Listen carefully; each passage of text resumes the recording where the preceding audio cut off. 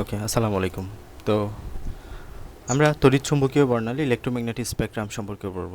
তো বলে রাখি, আমরা এখন অবধি যেগুলো পড়েছি, বোর পরমাণু মডেল, রাদারফোর্ড পরমাণু মডেল কিংবা পরমাণু মডেল আর কি। এরপরে আমরা কোয়ান্টাম সংখ্যা নিয়ে বিস্তারিত অনেক পড়াশোনা করেছি। এই বোর পরমাণু মডেল, রাদারফোর্ড পরমাণু মডেল, কোয়ান্টাম এই এবং ওই যে অরবিটাল নিয়ে কিছু কথাবার্তা, এগুলো হচ্ছে আমাদের সিকিউর জন্য। এতদিন আমরা যা পড়েছি এগুলো সব সিকিউ বেসিসে আমাদের অনেক বেশি গুরুত্বপূর্ণ ছিল আর কেমন না যে এমসিকিউতে আসবে না, অফকোর্স আসবে, তবে সিকিউতে অনেক বেশি দরকারি এই পড়াশোনাগুলো। এখন থেকে আমরা কিছু টপিক পড়ব যেগুলো আমাদের এমসিকিউর জন্য দরকার, যেগুলো আমাদের এমসিকিউর জন্য দরকার, ক খ এর জন্য দরকার।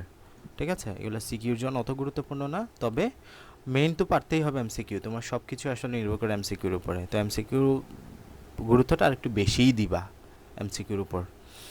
আর আমরা লাস্টে গিয়ে দ্রাব্যতা যে টপিকটা পড়বো, এটা আমাদের আবার আবার সিকিউ কভার করতে হবে, আবার ওই জায়গায় গিয়ে আমরা সিকিউর জন্য পড়বো। ঠিক আছে, তো বলে দিচ্ছি যাতে তুমি বুঝতে পারো কোনটা সিকিউর জন্য পড়বা, কোনটা এমসিকিউর জন্য, মানে গুরুত্বটা ওভাবে দিবা আর কি। তো এমসিকিউর জন্য পড়লে এমসিকিউর মতো করেই পড়বা, অত মুখস্থ করার প্রয়োজন নেই। আচ্ছা, তো ইলেকট্রোম্যাগনেটিক স্পেকট্রাম। তো আমাদের বিজ্ঞানী ম্যাক্সওয়েল প্রমাণ করেন যে সব ধরনের দৃশ্য এবং অদৃশ্য আলোর উৎপত্তি বিদ্যুৎ এবং চুম্বক ক্ষেত্রের প্রভাবে হয়। আমাদের যে আলোর উৎপত্তি, এই আলোর উৎপত্তি উনি প্রমাণ করেন দৃশ্য এবং অদৃশ্য বিদ্যুৎ বা চুম্বক ক্ষেত্রের প্রভাবে হয়। তো এই যে তড়িৎচুম্বকীয় বর্ণালী সম্পর্কে ধারণা কিন্তু আমাদের ম্যাক্সওয়েল সাহেব দেন, এটা আসে পরীক্ষায়। কে ধারণা দেন? আমাদের বিজ্ঞানী ম্যাক্সওয়েল সাহেব। এই জন্য সব ধরনের আলোককে একত্র আজান দিচ্ছে ওখানে। না, শেষে হিসাবে। আচ্ছা, সব ধরনের আলোককে একত্রে তড়িৎ বা বিদ্যুৎ চুম্বকীয় বিকিরণ রশ্মি বলা হয়। আমার এখানে আজান দিচ্ছে, তো একটু পজ করি।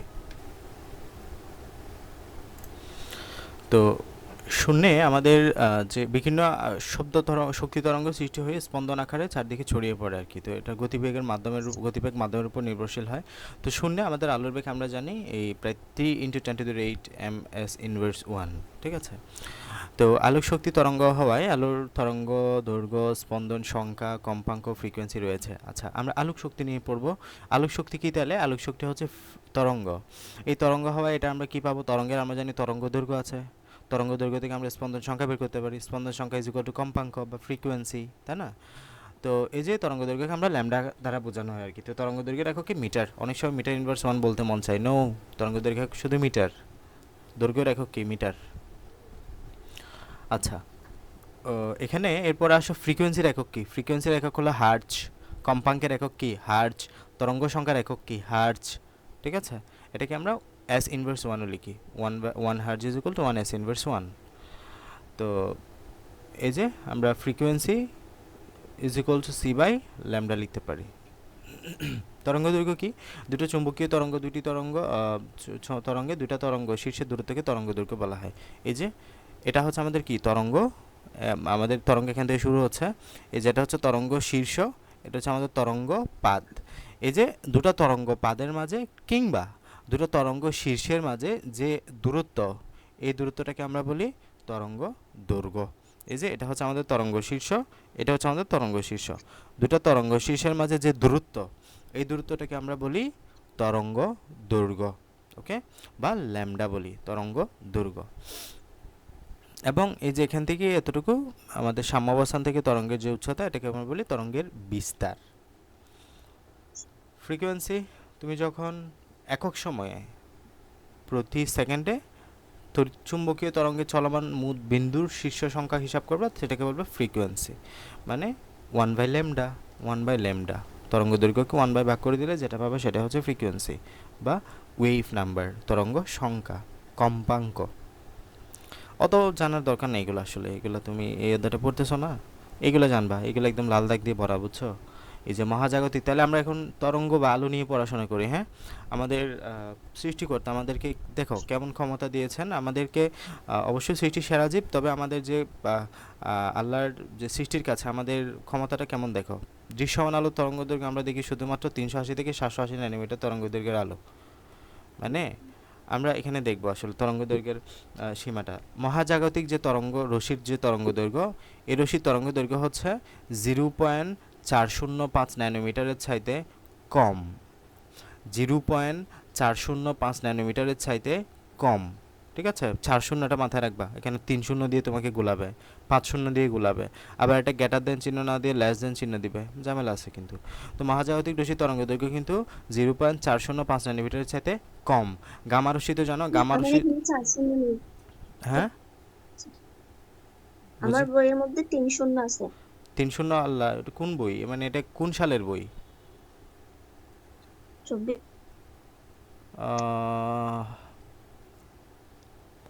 চেঞ্জ করছে আসলে কোনো এক সালে, এটা চেঞ্জ করছে এটা এখন।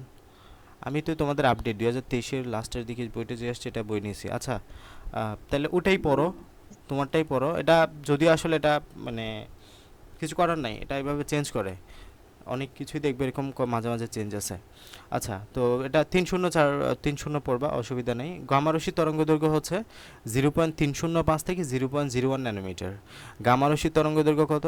0.305 থেকে 0.01 ন্যানোমিটার। রঞ্জন রশ্মির তরঙ্গ দৈর্ঘ্য কত?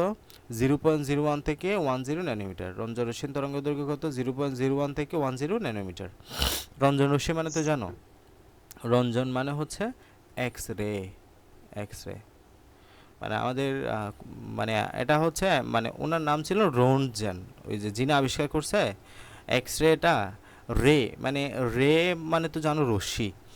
তো এটা উনি তখন যে যে আবিষ্কার করছে তার নাম হচ্ছে রোন্টজেন, মানে যিনি আবিষ্কার করছেন এই যে রোন্টজেন, এমনটা হবে বানানটা। তো এই রঞ্জন সাহেব এক্সট্রা আবিষ্কার করছে, একটা রে আবিষ্কার করছে, একটা রে আবিষ্কার করছে। ওই রেটার নাম উনি মনে করে স্পেসিফিক কোনো নাম খুঁজে পায় নাই। আমরা যেমন যখন আমরা কোনো ম্যাথ করি, ধরি আহ, সংখ্যা, এই ক্ষুদ্রতম সংখ্যা এটা হচ্ছে এক্স, তার মানে উনি এক্স দিছে, উনি এটার নাম দিছে এক্স রে। এটার নাম দিছে কি? X ray. বাট ওই যে আমরা কেন জানি এটাকে এক্স রেকে আমরা বাঙালিরা এটাকে চেঞ্জ করতে করতে করতে কেমন জানি এই রনজেনকে রঞ্জন বানাই ফেলছি, আর নামটাই বিকৃতি করে ফেলছি আমরা বাঙালিরা। মানে এটা কেমনে হইলো আল্লাহ জানে। নাম তার এক্স রে, এক্স রে আবিষ্কারক হচ্ছে রঞ্জেন, বাট বাংলায় কেন জানি রঞ্জন বলা হয়। এই রঞ্জন তো কিছুই না, মানে এটা রঞ্জন কোত্থেকে চলে আসলো?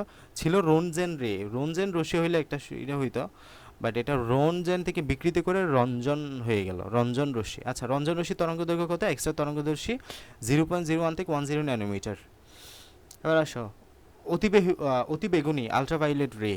অতিবেগুনি রশ্মি তরঙ্গ দৈর্ঘ্য কত? এগুলো একদম সিকোয়েন্স অনুযায়ী মাথায় রাখবা। অতিবেগুনি রশ্মি তরঙ্গ দৈর্ঘ্য কত? 10 থেকে 380, 10 থেকে 380, এগুলো ম্যাথে লাগবে কিন্তু, বিশেষ করে এইগুলা বেনিয়া সহকালেরটা লাগবে। অতিবেগুনি রশ্মি তরঙ্গ দৈর্ঘ্য কত? 10 থেকে 380। আমাদের যেটা আমরা দেখি, আমাদের ক্ষমতা যেটা, দৃশ্যমান আলোর তরঙ্গ দৈর্ঘ্য কত? 380 থেকে 700। এই যে একমাত্র এই আলো হলে আমরা সেটা দেখতে পাই, আমরা আমাদের মানবচক্ষু দিয়ে দেখতে পাই। 380 থেকে 780 ন্যানোমিটারের মধ্যে পড়লে আলোক রশ্মির তরঙ্গ দৈর্ঘ্যটা, সেটা আমরা আমরা দেখতে পাই। এটা অনেক সময় আমরা আসমানে দেখতে পাই, সবুজ দেখতে পাই, বেগুনি দেখতে পাই, নীল দেখতে পাই। এটা আবার বিভিন্ন তরঙ্গ দৈর্ঘ্যের উপর ডিপেন্ড করে।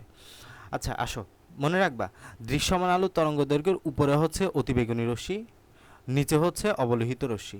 অবলোহিত আলোর তরঙ্গ দৈর্ঘ্য কত? আইআর বা ইনফ্রারেড রে। অবলোহিত রশ্মি তরঙ্গ দৈর্ঘ্য হচ্ছে 780 ন্যানোমিটার থেকে 1 মিলিমিটার।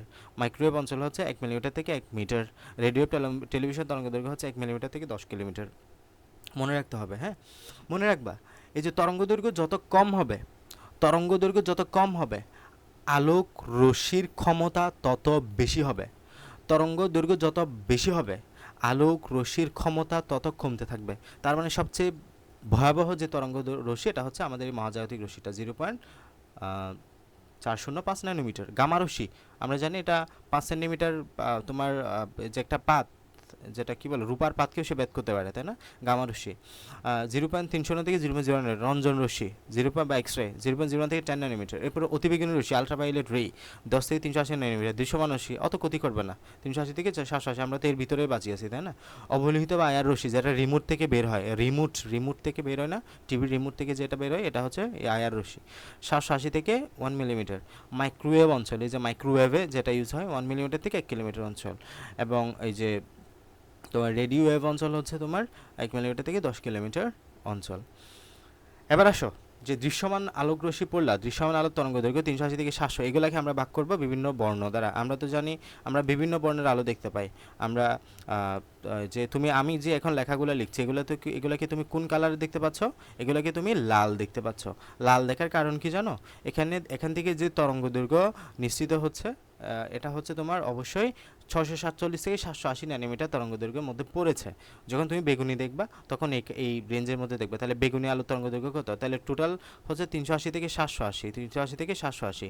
আমরা বেনি আর সহকলা 7টা তরঙ্গদৈর্ঘ্য মুখস্থ করতে হবে। এটা একদম লাগবে, কারণ তোমাকে পরীক্ষা সিকিউতে এই তরঙ্গদৈর্ঘ্য বের করে তোমাকে বলবে কোন বর্ণের তরঙ্গদৈর্ঘ্য বা আলো আমরা এখান থেকে নিশ্চিত হতে দেখব, ওই যে আমাদের বোর পরমাণু মডেল ওখান থেকে আর কি। তো বেগুনি বর্ণের তরঙ্গদৈর্ঘ্যের রেঞ্জ হচ্ছে 380 থেকে 424। বেগুনি বর্ণের তরঙ্গদৈর্ঘ্যের রেঞ্জ 380 থেকে 424। নীল হচ্ছে 424 থেকে 450। আসমানি হচ্ছে 450 থেকে 500। সবুজ হচ্ছে 500 থেকে 575। হলুদ হচ্ছে 575 থেকে 590। কমলা হচ্ছে 590 থেকে 647। লাল হচ্ছে 647 থেকে 780। এবং এটার তরঙ্গদৈর্ঘ্য সবচেয়ে বেশি। এই যে লাল আলোর তরঙ্গদৈর্ঘ্য কেমন? সবচেয়ে বেশি, তাই না? লাল আলোর তরঙ্গদৈর্ঘ্য সবচেয়ে বেশি। এবং এই যে লাল আলোর তরঙ্গদৈর্ঘ্য, এটার প্রখরতাও বেশি। এই জন্য বিয়েতে লাল শাড়ি পরা হয়। বিয়েতে যাতে একদম মানে বিয়ে করবে মানে যিনি কন্যা, ওই কন্যা একটু হাইলাইট হইতে হবে না অন্য যে কোনো কারো চাইতে? এখানে তো অনেক মেয়ে মানুষ থাকবে, তো তাদের কাছ থেকে হাইলাইট করার জন্য আমরা এখানে লাল বর্ণটা ইউজ করি। তাছাড়া ট্রাফিক্যাল লাইট, ট্রাফিকে দেখবা আমরা কিন্তু লাল লাইট ইউজ করা হয় ট্রাফিকে। এই যে এটার তরঙ্গদৈর্ঘ্য অনেক বেশি, প্রখরতা অনেক বেশি, দ্যাটস ওয়াই। তো মনে রাখবা, আমাদের বেনিয়া সহকলা দিয়ে এই সিকোয়েন্সটা মনে রাখতে হবে। এটা আমি শিখেছি, বাট আমার কোনো জায়গায় আসলে আসে নাই। এই চার্টটা আমি শিখেছিলাম, বাট আসে নাই কখনো যে আমাদের অ্যাটমের জন্য এই রেঞ্জটা, ভাইরাসের জন্য এই রেঞ্জটা, ডাস্টের জন্য এই রেঞ্জটা, পিন হেডের জন্য এই রেঞ্জটা, ফিঙ্গার নেলসের জন্য এই রেঞ্জটা। আমার মনে হয় না শিখতে হবে আসলে, শিখেও না, অত তথ্য একসাথে মাথায় রাখতে পারবা না। এবার আসো তড়িৎচুম্বকীয় বর্ণালীর অঞ্চলসমূহ। আমরা যে 7টা অঞ্চল পড়লাম এগুলো নিয়ে একটু বিস্তারিত পড়তে হবে। গামা অঞ্চল নিয়ে যদি পড়ো আগে, গামা অঞ্চল,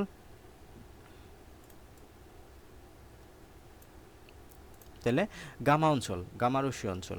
তো গামারশ্মি তরঙ্গদৈর্ঘ্য দেওয়া আছে 0.530 থেকে 0.01 ন্যানোমিটার। এই রশ্মি তরঙ্গদৈর্ঘ্য খুবই ক্ষুদ্র হওয়ায় এই রশ্মি অধিক ক্ষমতা সম্পন্ন হয়ে থাকে। তাহলে এই রশ্মি তরঙ্গদৈর্ঘ্য খুবই ছোট কিন্তু, দেখো, এবং যার যত ছোট তার যে ক্ষমতা এটা কিন্তু অধিক বেশি, শক্তি তত বেশি হয়।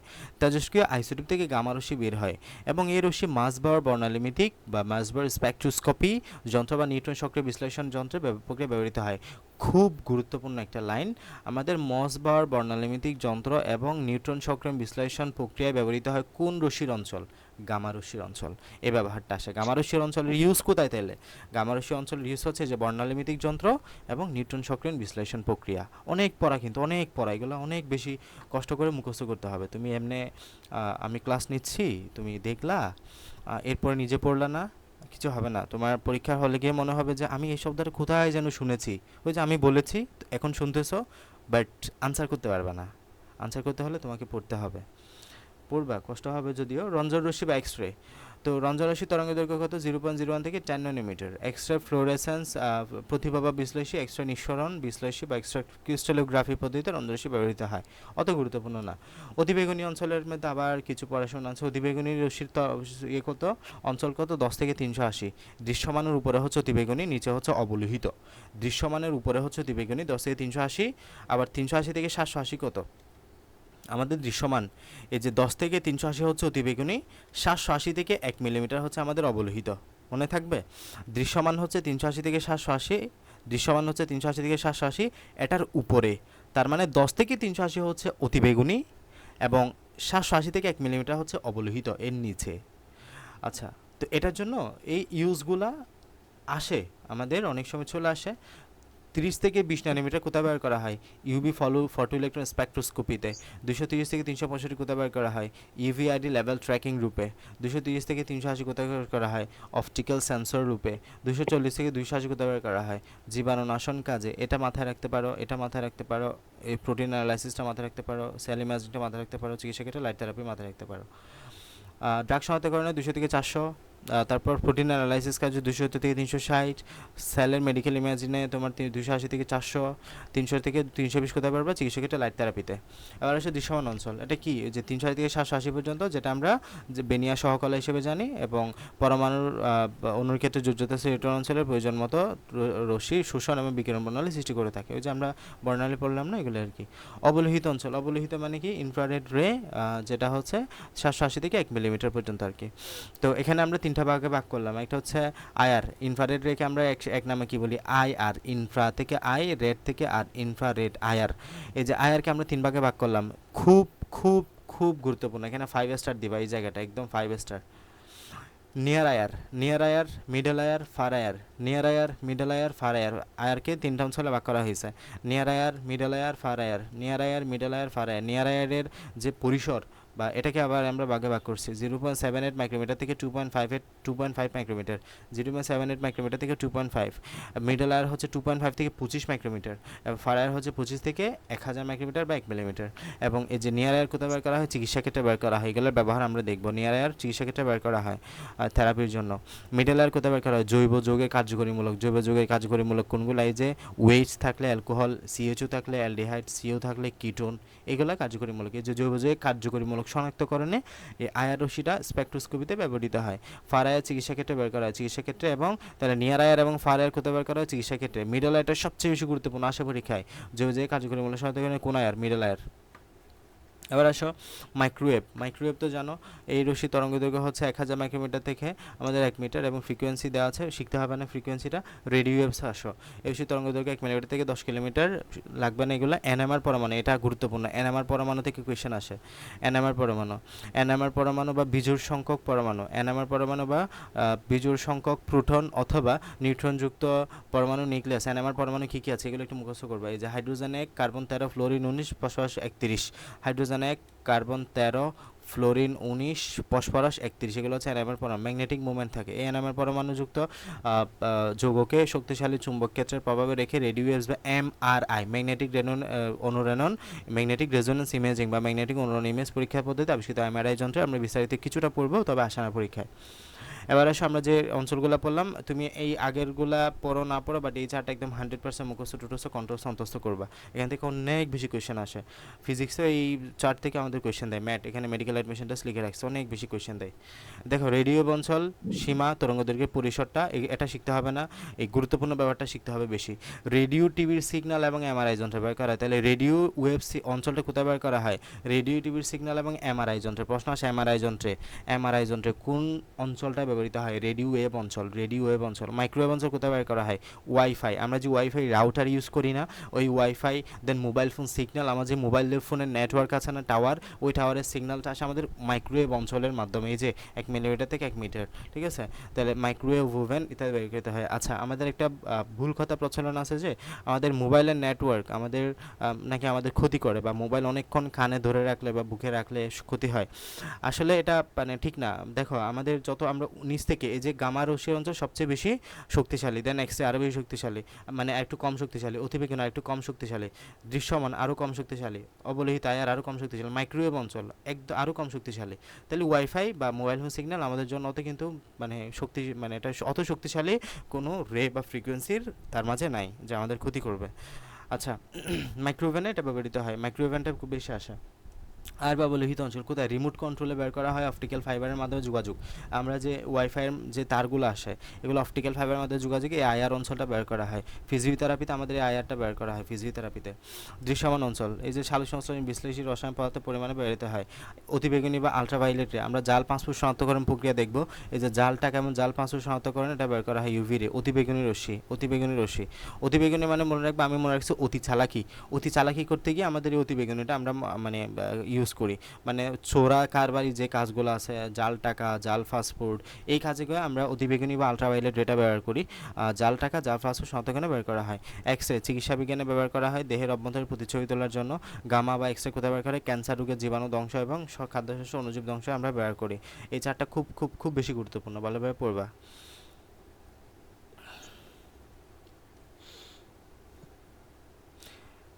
এটা মানে অত গুরুত্বপূর্ণ না। আমাদের আলোক সম্পর্কিত প্লাঙ্কের কোয়ান্টাম তত্ত্ব, এইসব ফুটানোর শক্তির পরিমাণ ই এবং এদের ফ্রিকোয়েন্সি স্পন্দন সংখ্যা সমানুপাতিক। পরে দেখবে আমরা যদি ফিজিক্সে পড়বো, প্লাঙ্কের সমীকরণটা মাথায় থাকবে is equal two H new. Is equal two H new হচ্ছে আমাদের প্লাঙ্কের সমীকরণ। প্লাঙ্কের সমীকরণ হচ্ছে is equal two H new. তাই কোনো বস্তু কর্তৃক উৎস থেকে শোষিত শক্তি বা বিকিরিত শক্তির পরিমাণ two H nu, H nu, two H nu, three H nu, এভাবে আমরা লিখি। আর ফোটনের শক্তিকে আমরা কোয়ান্টাম বলে থাকি, এবং এক মোল ফোটন শক্তিকে আমরা এক আইনস্টাইন বলি। এক আইনস্টাইন সমান 3.62 × 10⁻23 কোয়ান্টা, অ্যাভোগাড্রো সংখ্যক। দৃশ্যমান আলোক বর্ণালী, ভিজিবল লাইট রে, অত গুরুত্বপূর্ণ না। আমরা জানি মানে সূর্যের দৃশ্যমান আলোক বিভিন্ন তরঙ্গদৈর্ঘ্য 300 থেকে 700 ন্যানোমিটার তরঙ্গদৈর্ঘ্যের মধ্যে হয়। এইগুলাই পড়লে চলবে, আর কিছু নেই এখানে, অত গুরুত্বপূর্ণ কিছু নেই। আর আলোর বিচ্ছুরণ বর্ণালী, আলোর শোষণ বর্ণালী, এটা উজ্জ্বল বর্ণ হয়, আলোর কালো বর্ণ হয়। বিচ্ছুরণ মানে কি? ইমিশন স্পেকট্রা, সাদা বর্ণের যে বস্তুগুলো আছে। আর শোষণ বর্ণালী কালো বর্ণের হবে, এটা স্বাভাবিক। তুমি কালো বস্তুকে কালো কেন দেখতে পাও? কালো বস্তুকে মনে করো মানে বিষয়টা একটু বুঝে নাও। মনে করো এটা হচ্ছে তোমার একটা পদার্থ, হ্যাঁ। এই পদার্থের মাঝে তুমি একটা লাইট নিক্ষেপ করলা, লাইট নিক্ষেপ করার পরে তুমি এখানে, আমরা জানি প্রত্যেক লাইটে কিন্তু আমাদের 7টা বর্ণ আছে, 7টা বর্ণ, বেনিয়া সহকলা। বেনিয়া সহকলার মাঝে এখানে তোমার যে 6টা বর্ণ, মনে করো বেগুনি, নীল, কমলা, বেনিয়া সহকলা, যে মনে করো এখানে বেগুনি ছাড়া বাকি সব বর্ণ এখানে শোষণ করে ফেলছে। বেগুনি ছাড়া বাকি সব বর্ণ এই পদার্থ শোষণ করে ফেলছে। তার মানে ওই পদার্থের রং তুমি দেখতে পাবা বেগুনি। ওই পদার্থ তোমার কাছে মনে হবে কি জানো? বেগুনি রঙের। মনে করো এই আমার এইটাকে তুমি কি আকারে দেখছো? লাল বর্ণে দেখতেছো না? লাল বর্ণে দেখার কারণ কি? ওই যে এখানে বেনিয়া সহকলার লাল বাদে বাকি 6টা বর্ণ এখানে শোষণ হয়ে যাচ্ছে তোমার এই বস্তুতে, ফলে তুমি এটাকে লাল হিসেবে দেখতে পাচ্ছ। ঠিক আছে? আর যখন তুমি কোনো বস্তু এখানে কোনোটাই শোষণ হবে না, মানে তুমি একটা পথে আলো ফেললা, আলো ফেলার পরে বেনিয়া সহকলা কোনো আলোই শোষণ হলো না, কোনো আলো শোষণ হলো না, সবগুলোই তোমার বিকিরিত হইলো, এখানে প্রতিফলন ঘটলো, তাহলে তুমি ওই বস্তুটাকে সাদা দেখবা, সাদা, কোনো স্পেসিফিক কালারও দেখবা না, সাদা দেখবা। আবার মনে করো যে সবগুলোই বর্ণ শোষণ হয়ে গেছে, বেনিয়া সহকলা 7টা বর্ণের মাধ্যমে 7টা বর্ণ শোষণ হয়ে গেছে, ওই পাত্রে তুমি দেখবা কালো, মানে কোনো বর্ণই তার মাঝে নাই, কালো বর্ণ দেখবা। ঠিক আছে? এভাবে আমরা দেখি। এগুলো লেস ইম্পর্টেন্ট, স্কিপ করবা। এবার এগুলো তো আমরা অলরেডি পড়ে আসছি, তাই না? এই যে আমরা পড়লাম 1922 সালে বিজ্ঞানী ব্রাকেট এবং আর এইচ ফুন্ড অবলোহিত রশ্মি তরঙ্গ আবিষ্কার করেন, এবং এটা হচ্ছে ব্রাকেট সিরিজ ফুন্ড সিরিজ নামে পরিচিত। তো আমরা জানি 1 আসলে লাইম্যান, 2 আসলে বামার, 1 আসলে লাইম্যান, 2 আসলে বামার, 3 আসলে প্যাস্টন, 4 আসলে ব্রাকেট, 5 আসলে ফুন্ড, 6 আসলে হামফ্রিজ। এটা একটা নতুন, হামফ্রিজ।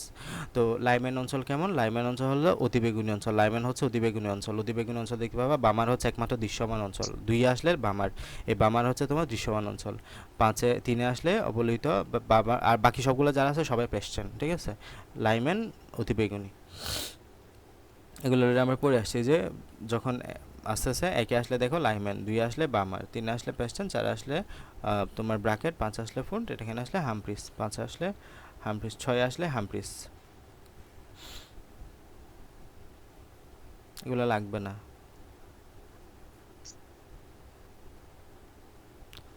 এগুলা পড়তে পারো। হাইড্রোজেন পরমাণুর মধ্যে আমরা 4টা রেখা বর্ণালী দেখি, বুঝছো?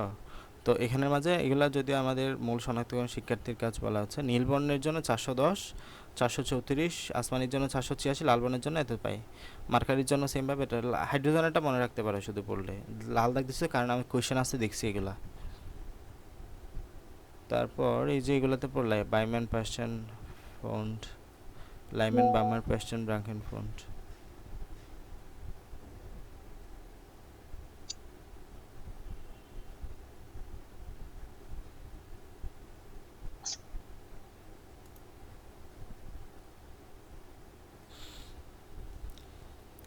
আচ্ছা, এটা একটু মাথায় রাখতে হবে, এই চকটা। এই যে পড়লা না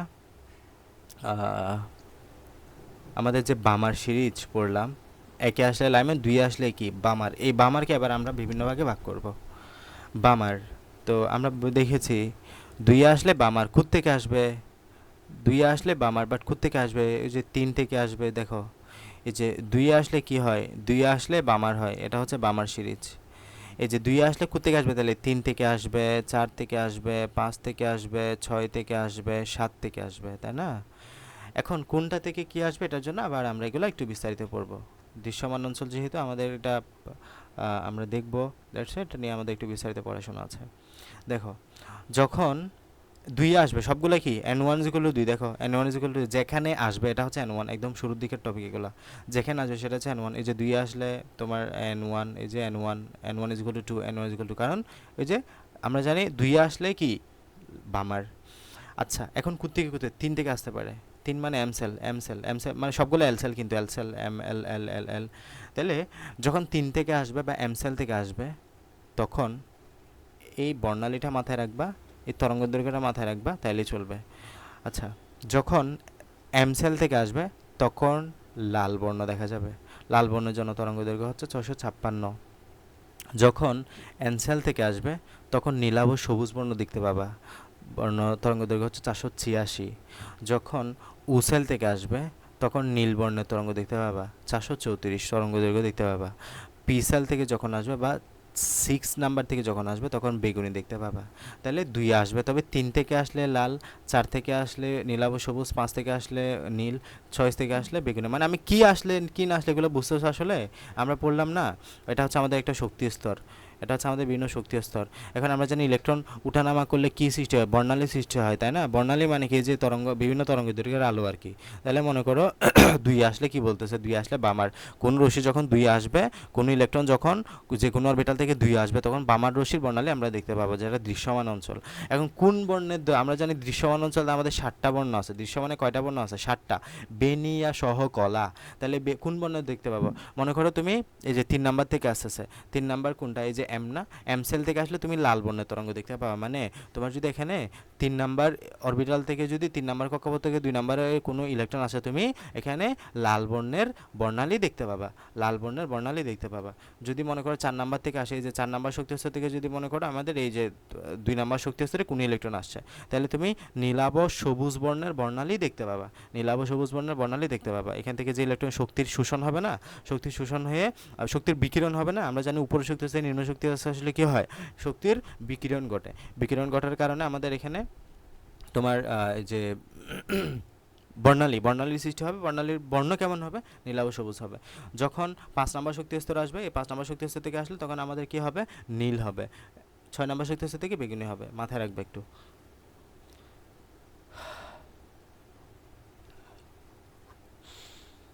এরপরে জাল টাকা জাল ফাংশন শনাক্ত করুন। খুব খুব খুব লেস ইম্পর্টেন্ট, মানে খুব গুরুত্বপূর্ণ না, বাট আমাদের কিছু লাইন গুরুত্বপূর্ণ, আমি একটু বলে দিচ্ছি এগুলা। এই যে যাকে বলা হয় আমাদের এখানে আসল কারেন্সির, যে আমাদের যে আসল নোট, হ্যাঁ, আসল নোট এবং নকল নোটের মাঝে একটা পার্থক্য আছে। তো মূলত এখানে ফসফরাসের মাঝে একটা আমাদের বিশেষ কিছু থাকে, ফসফরাস। এই যে আসল কারেন্সি নোটের নিরাপত্তা ব্যবস্থা বা সিকিউরিটি ডিভাইস, জাল টাকা বা জাল ফাংশন থেকে ইউভি রশ্মি ব্যবহৃত। এই যে ফসফেট শনাক্তকরণে আমরা এই ইউভি রশ্মিটা ব্যবহার করি, যে এটাকে বলা হচ্ছে কি, অপটিক, এই যে অপটিক্যাল সেন্সর ফসফোর নামক একটা বিশেষ রাসায়নিক পদার্থ থাকে, ঠিক আছে? এই যে আমরা একটা আসল টাকা, হ্যাঁ, এটা হচ্ছে নকল টাকা, তাহলে এই আসল টাকার মধ্যে আমাদের এই যে অপটিক্যাল সেন্সর ফসফোর নামক একটা পদার্থ পাবা, বা নকল টাকার মধ্যে যারা নকলবাজ তারা কিন্তু এটা ইউজ করতে পারে না, এটা দিতে পারে না তারা। তো আমরা কোনো কারণে যদি কোনোভাবে যদি অপটিক্যাল সেন্সর ফসফোর আছে কি নাই এটা যাচাই করতে পারি, আমরা আসল টাকা নকল টাকা ধরে ফেলতে পারবো। এখন এই ইউভি লাইট দিয়ে আমরা কিন্তু এটা যাচাই করতে পারি। ইউভি লাইটটা কিন্তু আমাদের এই অপটিক্যাল সেন্সর ফসফোর এর মাধ্যমে ডিটেক্ট করতে পারি, ঠিক আছে? তো ইউভি রশ্মির ক্ষুদ্র তরঙ্গ দৈর্ঘ্য ফসফোর অণুতে ইলেকট্রন উত্তেজিত হয়ে উচ্চ স্তরে উদ্যাপিত হয় এবং আলটিমেটলি প্রতিভা বা ফ্লোরেসেন্স দেখায়। মানে তুমি যখন একটা টাকা এইভাবে এখানে ইউভি রশ্মি নিক্ষেপ করবে, এখানে একটা, বা তুমি ব্যাংকে গেলে তো দেখবে এখানে ব্লু লাইটের একটা প্রতিভা বা সৃষ্টি দেয়, ফ্লোরেসেন্স দেখা যায়। তার মানে এটা হচ্ছে তোমার সঠিক বা অরিজিনাল টাকা তোমার। আর যখন এটা নকল টাকা হবে তখন এখানে তুমি প্রতিভাবাটা পাবে না, ফ্লোরেসেন্সটা হবে না। ফসফরের তরঙ্গ দৈর্ঘ্য হচ্ছে তোমার 230 থেকে 375, এটা মাথায় রাখতে পারো। আর এখানে কি কি পদার্থ ব্যবহার করা হয়, ফসফর তৈরিতে কি কি পদার্থ ব্যবহার করা হয়? এই যে yttrium oxide, europium ion, cerium, magnesium, aluminium oxide, terbium ion, এগুলা ইউজ করা হয়। আচ্ছা, তো এই যে আমরা এখানে জাল টাকা, জাল ফসফর শনাক্ত করে নিরাপত্তা সূত্র বা সিকিউরিটি থ্রেট এবং ইউরেশিয়ার শনাক্তযোগ্য ফসফর কালি ব্যবহৃত হয়, এগুলো আর কি। এইগুলো একটু মাথায় রাখতে পারো বড়জোর, এটা এই চারটা এগুলো যা বলছে এগুলো একটু মাথায় রাখবা। আর এটা 100 টাকার জাল ফসফর শতকরা আমাদের ইউরেশি কেমন বর্ণ দিবা, হালকা বেগুনি থেকে হালকা হলুদ। আর 500 টাকা এবং 100 টাকার নোট হালকা লালচে, হালকা বেগুনি, হালকা হলুদ। যদি মনে থাকবে না আসলে এত টাকা, এটা একটু মাথায় রাখতে পারো। এই যে $5 বর্ণ নীল, $10 বর্ণ লাল, তারপর $20 বর্ণ সবুজ, $50 হলুদ, $100 কমলা। এগুলো পড়তে হবে না। এবার সবচেয়ে গুরুত্বপূর্ণ টপিক, চিকিৎসাকে টায়ার রশ্মির ব্যবহার, সবচেয়ে গুরুত্বপূর্ণ টপিক। আয়ার আমরা পড়েছিলাম না? আয়ার মানে ইনফ্রারেড রে, যেখানে তরঙ্গ দৈর্ঘ্য সীমা হচ্ছে 780 ন্যানোমিটার থেকে 1 মিটার। তো 1 মিলিমিটার। তো এক্ষেত্রে আমরা দেখো আমরা 3 ভাগে ভাগ করলাম আয়ারকে, একটা হচ্ছে নিয়ার আয়ার, একটা হচ্ছে মিডল আয়ার, একটা হচ্ছে ফার আয়ার। নিয়ার আয়ার ব্যবহারটা দেখো, নিয়ার আয়ারের যে তরঙ্গ দৈর্ঘ্য সীমা এটা 0.7 একটা মাথায় রাখবা, যে কোনো একটা এখান থেকে, যে কোনো একটা 0.7 থেকে 2.5, আর এটা হচ্ছে 2.5 থেকে 25, আর এটা হচ্ছে 25 থেকে 1 মিলিমিটার। ঠিক আছে, নিয়ার আয়ার, মিডল আয়ার, ফার আয়ার। নিয়ার আয়ার কোথায় বের করা হয়? চিকিৎসা ক্ষেত্রে ব্যবহৃত হয়। মিডল আয়ার কোথায় বের করা হয়? জৈব কার্যকরী মূল্য শনাক্তকরণে বের করা হয়, অলরেডি পড়লাম আমরা। ফার আয়ার কোথায় বের করা হয়? তার চিকিৎসা ক্ষেত্রে। কোথায়? খেয়াল করো, এই এফআইআরটা স্নায়বিক রোগ আরোগ্য করার অধিক ক্ষমতা সম্পন্ন হয়ে থাকে। ফার আয়ার এবং নিয়ার আয়ারের মধ্যে পার্থক্য হলো, ফার আয়ার ত্বকে তাপীয় অনুভূতি জাগায়। ফার আয়ারটা আমাদের ত্বকে সেন্সেশন অফ হিট, আমাদের ত্বকে তাপীয় অনুভূতিটা জাগায়। নিয়ার আয়ার ত্বকে তাপীয় অনুভূতি জাগাতে পারে না, বরঞ্চ ত্বককে বেশি উত্তপ্ত করে। এটিও চিকিৎসা ক্ষেত্রে ব্যবহৃত হয়। আমাদের নিয়ার আয়ার, ফার আয়ার ব্যবহৃত হয়। তো আমাদের বডি থেকে একটু মাথায় রাখবা, এই যে আমাদের মানব দেহ বা হিউম্যান বডি, এই যে মাঝখানে দেখলা না করোনার সময়, এই যে একটা মানুষের এই এরকম তোমার এই কপালের সামনে কি একটা যন্ত্র, থার্মোমিটার ধরে রাখে, বা দেন ওখানে আমাদের টেম্পারেচার মাপা হয়। মানে এটা আমাদের গায়ের সাথে টাচ করায় না, গায়ের সাথে টাচ না করিয়েই আমাদের মুখে কপালের সামনে এভাবে যন্ত্র বন্দুকের মতো এটা ধরে রাখে এবং আমাদের টেম্পারেচার মাপে। এটা কিভাবে মাপে আসলে? এটা মাপার নিয়ম হচ্ছে, আমাদের বডি থেকে, আমরা যে আমার হিউম্যান বডি, আমাদের বডি থেকে একটা রশ্মি নিঃসৃত হচ্ছে সব সময়, এখনই বের হচ্ছে। ওই রশ্মিটা হচ্ছে আয়ার রশ্মি, একটা ইনফ্রারেড রে, এবং ওটা পড়ছে মূলত আমাদের মিডল আয়ারের মধ্যে। ওটার তরঙ্গ দৈর্ঘ্য হচ্ছে 8000 ন্যানোমিটার থেকে 12000 ন্যানোমিটার তরঙ্গ দৈর্ঘ্য, মনে রাখবা। তাহলে মানবদেহ বা আমাদের আয়ার রশ্মি সম্পর্ক, তাহলে স্বাভাবিক বিপাক্রিয়া দ্বারা উৎপন্ন তাপের নির্দিষ্ট একটা অংশ দেহত্বকের পৃষ্ঠদেশ থেকে আয়ার রশ্মি রূপে বাইরে পরিবেশে নির্গত হয়। এই আয়ার রশ্মির বিকিরণ মাত্রা দেহে উৎপন্ন তাপশক্তির সমানুপাতিক। এক্ষেত্রে মানবদেহের আয়ার রশ্মি ব্যবহার পরিসর হলো 8 থেকে 12 মাইক্রোমিটার বা 8000 থেকে এত ন্যানোমিটার মিডল আয়ার। তাহলে মানবদেহ থেকে যে আয়ার রশ্মি বের হয় তা কোন রেঞ্জে পড়েছে? মিডল আয়ারের মধ্যে পড়েছে, এটা পরীক্ষায় আসে। তারপর এই যে মধ্যস্থ দেহ, তাহলে এটাকে আমরা বলি বডি আয়ার, এই যে এটাকে আমরা বলি বডি আয়ার, শেষ। এবং এই যে এটা কোথায় বের করা হয়? যে মেডিকেল আয়ার থার্মোগ্রাফ বললাম না, এই যে আমাদের যে থার্মাল আয়ার, এই যে তোমার থার্মোমিটার টেম্পারেচার মাপার জন্য। চিকিৎসা ক্ষেত্রে নিয়ার আয়ার এবং ফার আয়ার ব্যবহৃত হয়। এবার আসো চিকিৎসা ক্ষেত্রে নিয়ার আয়ার একটু বিস্তারিত ব্যবহারটা পড়ে নাও। চিকিৎসা ক্ষেত্রে নিয়ার আয়ার কোথায় বের করা হয়? মনে রাখবা, আমাদের মস্তিষ্ক সংক্রান্ত কাজে আমাদের এই নিয়ার আয়ারটা বের করা হয়। এই যে মস্তিষ্কের রক্তের হিমোগ্লোবিনের শোষিত অক্সিজেন কতটুকু আছে তা পরিমাপ করার জন্য আমরা এই নিয়ার আয়ারটা বের করি। আমরা জানি হিমোগ্লোবিন, না হিমোগ্লোবিনে অক্সিজেন থাকতে পারে, হিমোগ্লোবিনে অক্সিজেন আমরা জানি বাইন্ড হয়, হিমোগ্লোবিন হয়। তো এই যে হিমোগ্লোবিনে অক্সিজেন কতটুকু আছে, saturation level of haemoglobin with the oxygen, এখানে হিমোগ্লোবিনে কতটুকু অক্সিজেন আছে এটা যাচাই করার জন্য আমরা নিয়ার আয়ার ব্যবহার করি। দেন মস্তিষ্কের রোগ নির্ণয়ের জন্য আর কি। তো ডট মানে হচ্ছে ডিফিউজড অপটিক্যাল টমোগ্রাফি পদ্ধতি ব্যবহার করে মাথার খুলির বা কর্টেক্সের কার্যপদ্ধতি নির্ণয় করা হয়। তাছাড়া সদ্য প্রসূত শিশুর মস্তিষ্কের ক্ষত নির্ণয় সিটি স্ক্যানিং কাজে এটা ব্যবহার করা হয়। তাহলে নিয়ার আয়ারের কিন্তু অনেক ব্যবহার। এখানে হচ্ছে তোমার শোষিত অক্সিজেন কতটুকু আছে মস্তিষ্কের রক্তে, দেন ডিফিউজড অপটিক্যাল টমোগ্রাফি পদ্ধতি বের করা, মাথার কর্টেক্সের কার্যপদ্ধতি মেকানিজম বের করা, দেন শিশুর মস্তিষ্কের ক্ষত নির্ণয়ে স্ক্যানিং কাজে ব্যবহার করা হয়। ফার আয়ার কোথায় ব্যবহার করা হয়? এই যে ফার আয়ার আমাদের দেহে তাপীয় অনুভূতি জন্মাতে পারে এবং এটা ত্বক ভেদ করে 4 সেন্টিমিটার গভীরে যাইতে পারে, এটা পরীক্ষা আসে। ফার আয়ার ত্বক ভেদ করে কত সেন্টিমিটার গভীরে যেতে পারে? 4 সেন্টিমিটার। দেহে আরামদায়ক উষ্ণতা দেয়। রক্তের শ্বেত রক্তকণিকা এবং রোগ প্রতিরোধ বৃদ্ধিতে ফার আয়ার ব্যবহার করা হয়। এটা পরীক্ষা আসে। শ্বেত রক্তকণিকা এবং রোগ প্রতিরোধ শক্তি বৃদ্ধিতে কোন আয়ার ব্যবহার করা হয়? ফার আয়ার। শ্বেত রক্তকণিকা এবং রোগ প্রতিরোধ শক্তি বৃদ্ধিতে ফার আয়ার। বিপাক ক্রিয়ার মাধ্যমে দেহকোষ এবং টিস্যু বৃদ্ধি ঘটার ফলে মূলত ব্যথা বেদনা উপশম হিসেবে ফার আয়ার ব্যবহৃত হয়। এবার এই ফার আয়ারের আবার দুটো ইমিশন আছে, দুটো কৌশল আছে এই ফার আয়ার নিশ্চিত করার। একটা হচ্ছে লো ইমিশন, একটা হচ্ছে হাই ইমিশন। একটা হচ্ছে লো ইমিশন, একটা হচ্ছে হাই ইমিশন। লো ইমিশন মানে হচ্ছে এই পদ্ধতিতে ফার আয়ার দেহের ত্বকের নিচের টিস্যুকে মৃদু উত্তপ্ত করে। মানে তোমার ত্বকে যদি ফার আয়ার নিক্ষেপ করা হয় তাহলে তোমার মৃদু এই যে ত্বকের নিচে যে টিস্যু আছে এটা হালকা তোমার উত্তপ্ত হবে, তখন ওই স্থান রক্ত সঞ্চালন বৃদ্ধি পাবে, মানে আমরা যেটাকে থেরাপি বলি আর কি। তো দেহকোষ এবং মাংসপেশি স্বাভাবিক হয়, জয়েন্টের সচলতা বাড়ে। মানে যখন তোমার মাংসপেশি ব্যথা হয়ে গেছে মানে তোমার সারা দেহে ব্যথা, তখন বলে না থেরাপি দিতে, ওই যে জয়েন্টের সচলতা, জয়েন্ট অবশ হয়ে গেছে, স্নায়ু বিন্যাস তোমার স্বাভাবিক ব্যথা বেদনা উপশমে আমরা এটা ব্যবহার করি। তাছাড়া ঘাড়ের মাংসপেশি শক্ত হয়ে যায় বা ফ্রোজেন শোল্ডারের জনপ্রিয় চিকিৎসা পদ্ধতি আমাদের ফিজিওথেরাপি। ওই যে ফ্রোজেন শোল্ডারের কোন থেরাপি? ফিজিওথেরাপি। আমাদের ফিজিওথেরাপি কোন রশ্মি? ফার আয়ার ব্যবহার করা হয়। কোন ইমিশন? লো ইমিশন। ফার আয়ার লো ইমিশনটা ব্যবহার করা হয় ফ্রোজেন শোল্ডারে। এতে ফার রশ্মি ম্যাসাজ করা হয়, ম্যাসাজিং প্রক্রিয়া আর কি। এরপর আসে লেজার। লেজারের আমাদের পূর্ণরূপটা খুব খুব বেশি আসে। আমার মনে আছে মোস্ট প্রবাবলি ফার্স্ট টাইম মেডিকেলে আমার এই কোয়েশ্চেনটা আসছে, এবং এসএসসিতেও এইচএসসিতেও আসছিল মোস্ট প্রবাবলি। লেজারের পূর্ণরূপ হচ্ছে light amplification by stimulated emission of radiation. Light stimulation, light amplification by stimulated emission of radiation. তাহলে লেজার কি? লেজার পদ্ধতিতে অতি সূক্ষ্ম ও তীব্র আয়ার দেওয়া হয়, যা 4 সেন্টিমিটার গভীরে যেতে পারে। তোমার ত্বক ভেদ করে 4 সেন্টিমিটার পর্যন্ত যাইতে পারবে এটা। তখন আয়ার রশ্মি ত্বকের তাপমাত্রা বৃদ্ধির পরিবর্তে আক্রান্ত এবং ক্ষতিগ্রস্ত স্থানে নতুন কোষ এবং টিস্যুর বৃদ্ধিতে উদ্দীপনা যোগায়। আঘাতপ্রাপ্ত ক্ষতিগ্রস্ত টিস্যুতে স্নায়ুজালিকা পুনঃস্থাপনের উদ্দীপক রূপে কাজ করে। বেদনাশক যে বেদনানাশক ঔষধ যেগুলো আছে আমাদের সেন্সরি নার্ভের প্রান্তকে অসাড় করে ফেলে, তাই বেদনা প্রশমনে আমরা আয়ার রশ্মি চিকিৎসা অধিকতর নিরাপদ বলে গণ্য করা হয়।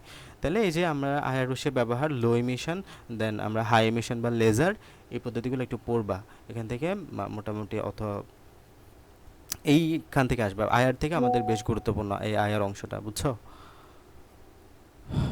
ঠিক আছে, আমি নতুন লিঙ্ক দিচ্ছি, ওখানে ঢুকো। আচ্ছা, এমআরআই। তো এমআরআই বা ম্যাগনেটিক রেজোনেন্স ইমেজিং রোগ নির্ণয় এমআরআই পদ্ধতির মূল ব্যবহার। আমাদের মোটামুটি এখান থেকে অনেক কিছু পড়তে হবে তা না, একদম হাতে গোনা বড় একটা টপিক থেকে খুব 2-1 লাইনের ভিতরে আমাদের কোয়েশ্চেন আসে। তুমি অত বেশি পড়িয়ে এখানে তুমি মনেও রাখতে পারবে না। তুমি অনেক বেশি যে পড়বা কেমিস্ট্রি থেকে তা কিন্তু কখনো না, মনে রাখতে পারবে না। তো একদম যা আসে সচরাচর গত 20 বছর 10 বছরে যা যা কোয়েশ্চেন আসছে এগুলাই পড়বা, এগুলো থেকেই পড়বা। পূর্ণরূপটা পড়বে এমআরআইয়ের পূর্ণরূপকে, ম্যাগনেটিক রেজোনেন্স ইমেজিং।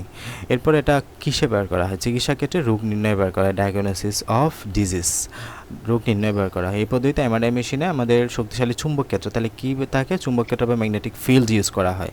এনএমআর পরমাণু আমরা দেখলাম না, ফ্লোরিন 19, তারপর কার্বন ফসফরাস 31, এগুলা।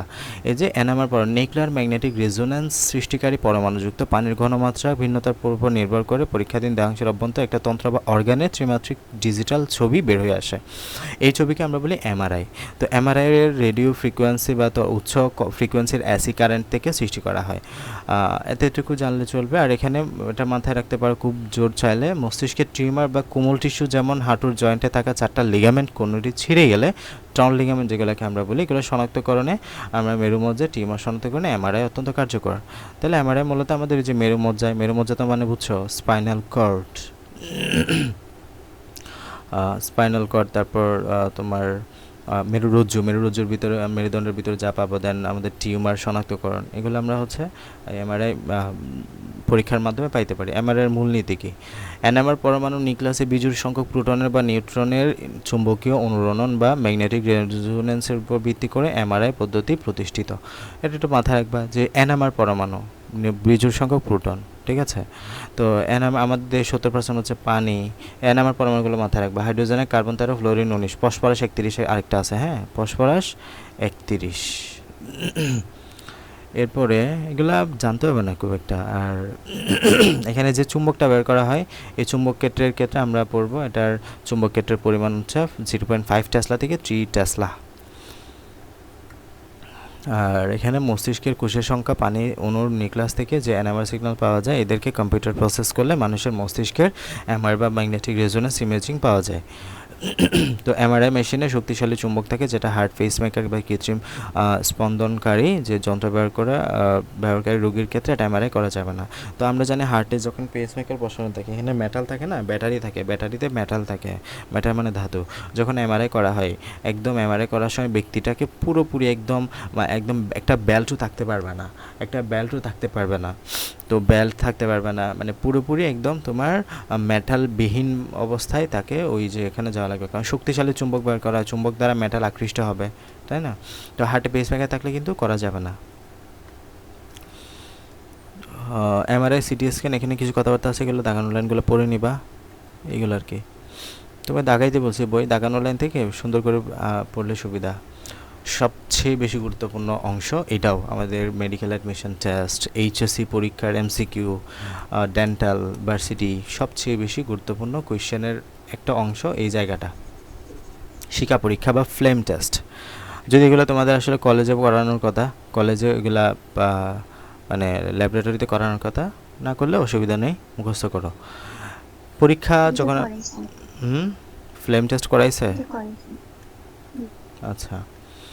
তো একটা ওয়াচ ক্লাসে গাঢ় HCl অ্যাসিড নিয়ে ওই অ্যাসিডে একটা বিশুদ্ধ প্লাটিনাম তারের পর অগ্রভাগ দিয়ে আসলে কাঠের উপর অংশ ডুবি, এরপরে এর মাথায় যখন গাঢ় HCl সিক্ত করে লবণ কোন উজ্জ্বল শিকার কিনারে ধরা হয়, এবার শিকার বর্ণনা ব্যাখ্যা করা হয়। যেমন কালি চোখে যখন তুমি পরীক্ষা করবা, কালি চোখে যখন তুমি হালকা বেগুনি শিকা দেখবা মনে করবে এটা পটাশিয়াম আয়ন, যখন তুমি নীলাভ সবুজ শিকা দেখবা মনে করবে এটা কপার 2+ আয়ন, যখন তুমি সোনালি হলুদ শিকা দেখবা এটা সোডিয়াম আয়ন।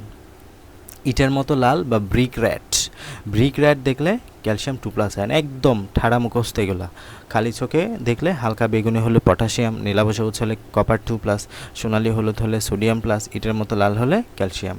আর কোবাল্ট ব্লু গ্লাস দিয়ে পরীক্ষা করলে পটাশিয়াম হলে গোলাপি লাল, কপার 2+ হলে বর্ণ নাই, সোডিয়াম হলে বর্ণ নাই, আর ক্যালসিয়াম হলে হালকা সবুজ দেখতে পাবো। কোবাল্ট ব্লু গ্লাস মানে তুমি একটা গ্লাস পরবা, ওটার নাম হচ্ছে কোবাল্ট ব্লু গ্লাস, ঠিক আছে?